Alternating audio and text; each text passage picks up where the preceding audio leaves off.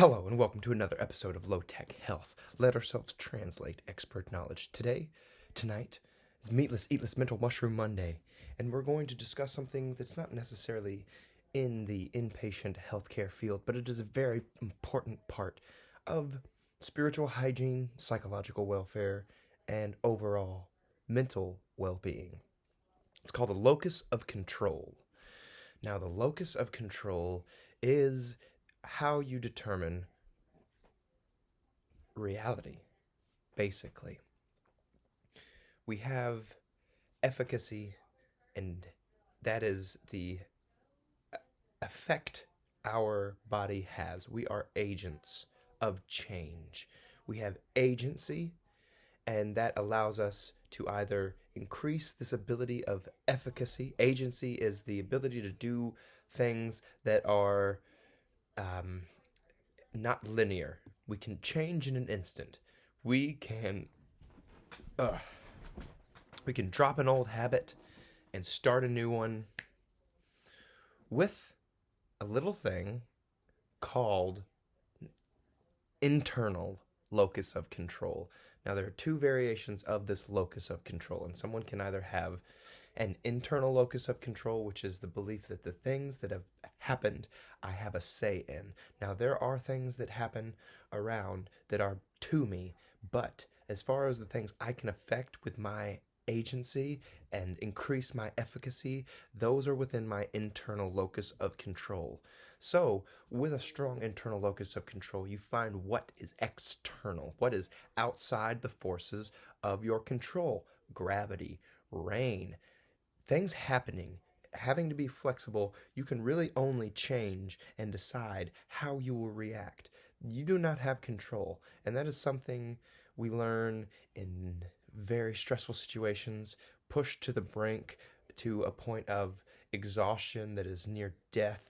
And for people with near death experiences, they find we are not in control, and it has the opposite effect that you would think. You'd think it would take away all of your efficacy, your self-esteem, that you have the ability to change what is around you, that you have agency at all. You'd think it would take that away, but it's not, because there's still something happening here that you do control.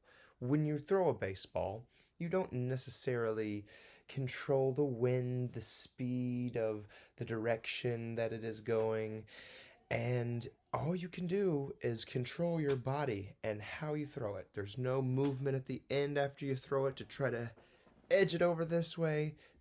Call it wishful thinking. You just know where your body is in space.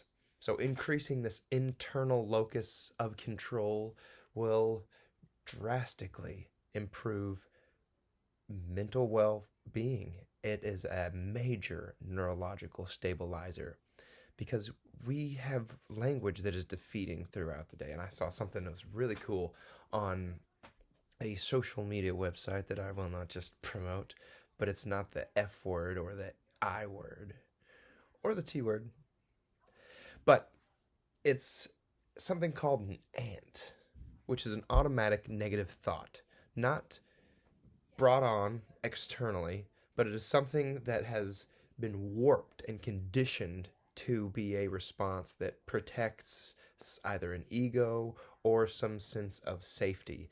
Like perhaps this example, it was a guy or someone dancing while three girls made weird faces at him, and he said it must have been because I was ugly. Nobody said that. They didn't say that. He didn't talk to them. There was no understanding from them that they thought he was ugly, other than him having an automatic negative thought, which, when stripped away and seen as what it is, just a little tiny bug, a little whisper in your ear that has no basis in reality, and in fact isn't even in the locus of control, because it is disempowering. You yourself can decide.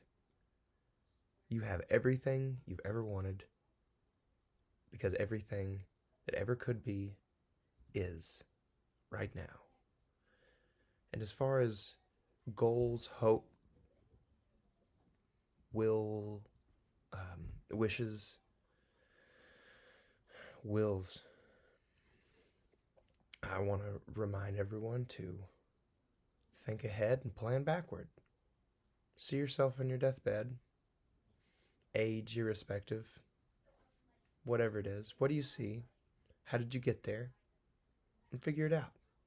Using an internal locus of control and changing the things that you know you can change. External control, external locus of control is how you disempower yourself. If you continually just madden yourself with traffic or having to deal with details of contracts you didn't read well enough, or there was a chair I was charged for this house I'm renting, $50 because we had it out front. We didn't get it to the trash in time. They didn't take it from the dump. Anyways, it can be seen as something petty, and the animosity can raise in your neighbor. You want to, like, just why would you do that on Christmas?